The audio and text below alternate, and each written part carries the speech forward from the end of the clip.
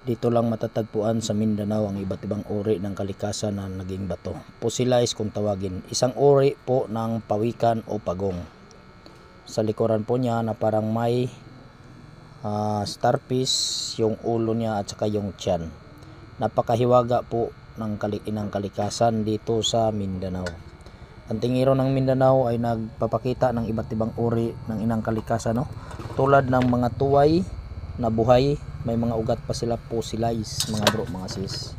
Ito ay nagtataglay ng iba't ibang uri ng lakas sa katawan, kabal, lihis, at may din sa pangkabuhayan, swerte kasi sila po ay mga mutya.